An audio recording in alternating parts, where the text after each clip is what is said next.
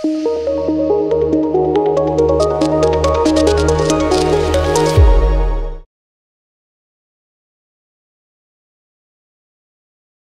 Everyone, నేను doctor Sandhya Deepika, consultant fertility centre Banjara Hills branch. So ఈరోజు నేను మీతోటి బీటా హెచ్సిజీ టెస్ట్ గురించి చెప్తాను. సో అసలు ఈ బీటా హెచ్సిజీ టెస్ట్ అంటే ఏంటి, దీన్ని ఎలా చేస్తారు, ఎప్పుడెప్పుడు చేస్తారు, దీని వాల్యూస్ నుంచి మనం ఏం తెలుసుకుంటాము అన్నది మనం ఈరోజు తెలుసుకుందాం. సో బీటా హెచ్సిజీ అనేది ఒక హార్మోన్ అన్నమాట. మనం ఐవీఎఫ్ పద్ధతిలో అదే గర్భాశయంలో పిండం పెట్టినప్పుడు ఆ పిండం వెళ్ళి గర్భాశయం లైనింగ్ మీద అతుక్కుంటుంది. అది అలా అతుక్కున్నప్పుడు ఒక హార్మోన్ ప్రొడ్యూస్ చేస్తుంది.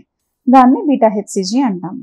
ఆ హార్మోన్ ప్రొడ్యూస్ అయ్యి బ్లడ్ లోకి వచ్చి ఆ తర్వాత యూరిన్ లో కూడా వస్తుంది. సో ఈ హార్మోన్ ప్రెగ్నెన్సీ ఉంది అని మనకి కన్ఫర్మేటరీగా చెప్పే హార్మోన్ అన్నమాట, బీటా హెచ్సిజీ అంటాము. సో ఈ టెస్ట్ మనం మామూలుగా పీరియడ్ మిస్ అవ్వక ముందే పాజిటివ్ వస్తుంది. అంటే యూరిన్ లో తెలవక ముందే, స్కాన్ లో తెలవక ముందే ఈ బీటా హెచ్సిజీ టెస్ట్ లో మనకి ప్రెగ్నెన్సీ ఉన్నట్టు తెలుస్తుంది. ఈ టెస్ట్ గురించి పేషెంట్ ఎంతో ఆతృతగా వెయిట్ చేస్తారు. యాజ్ ఏ డాక్టర్ మేము కూడా ఎంతో ఈగర్గా వెయిట్ చేస్తాం. ఎందుకంటే ఇది పాజిటివ్ వస్తే మన ఎన్ని రోజుల ఇది పాజిటివ్ మన కష్టానికి ఫలితం వచ్చినట్టు.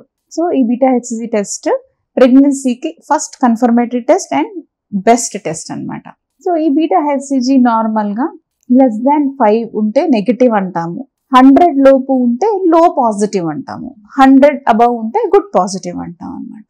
అండ్ ఈ బీటా హెచ్సిజీ ఎవ్రీ 48 అవర్స్కి డబుల్ అవ్వాలి.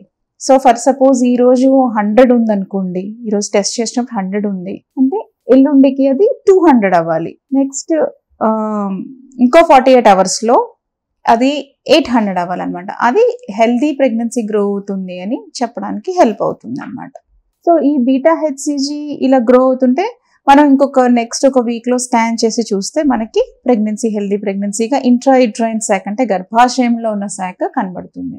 ఈ బీటా హెచ్సిజీ అరౌండ్ 1000 to 1500 మధ్యలో ఉండగా మనకి స్కాన్ చేసినప్పుడు శాక్ అనేది గర్భాశయంలో కనబడుతుంది. సో ఈ బీటా హెచ్సిజీ ఇలా డబ్లింగ్ అవ్వకుండా కొంచెం స్లోగా పెరుగుతుంది అనుకోండి, ఫస్ట్ మనకేమి డౌట్ రావాలి అంటే ఎక్టోపిక్ ప్రెగ్నెన్సీ అంటే గర్భాశయంలో కాకుండా చుట్టుపక్కల అంటే ఓవరీస్ దగ్గర ట్యూబ్ లో కానీ ఏమైనా ప్రెగ్నెన్సీ ఉందా అనేది సస్పిషన్ అనేది మనకి రావాలి. ఇంకోటి అన్హెల్దీ ప్రెగ్నెన్సీస్, అలాంటప్పుడు కూడా slow rise of beta HCG ఉంటుంది.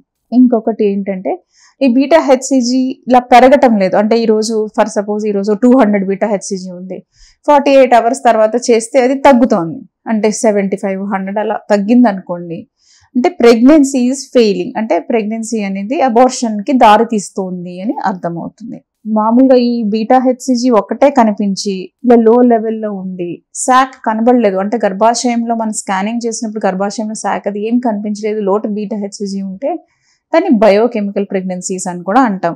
సో బీటా హెచ్సిజీ గురించి ఇవన్నీ మనం ఇంపార్టెంట్గా తెలుసుకోవాలన్నమాట. సో ఇంకొకటి వెరీ హై లెవెల్స్, ఇప్పుడు మనం బీటా హెచ్సిజీ చేసినప్పుడు ఒక సింగిల్టన్ ప్రెగ్నెన్సీ అంటే అరౌండ్ 700, 800 బీటా హెచ్సిజీ యావరేజ్గా చెప్తాము, కొంతమందికి ఎక్కువ తక్కువ కూడా ఉండొచ్చు.